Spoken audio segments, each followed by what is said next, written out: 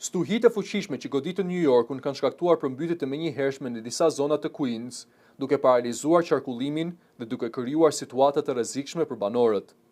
Pamjet e filmuara tregojnë rrugë të tëra të mbuluara nga uji, me automjete pjesërisht të zhytura dhe mbeturina që lëvizin nëpër rryma të forta. Disa banorë janë detyruar të ecin në këmbë nëpër ujë të lartë për të kaluar nga një zonë në tjetrën. Në video shihen njerëz që përpiqen të ruajnë ekuilibrin, ndërsa kalojnë mes ujit që u arrin deri në gjunjë, ndërsa makinat e bllokuara mbetin të pafuqishme në mes të rrugëve të përmbytura.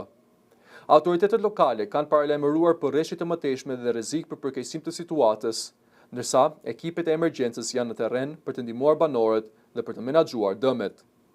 Pamjet janë verifikuar nga Reuters, duke konfirmuar vendodhjen përmes strukturave urbane, semaforëve dhe planimetrisë së rrugëve që përputhen me imazhet satelitore dhe arkivore të zonës.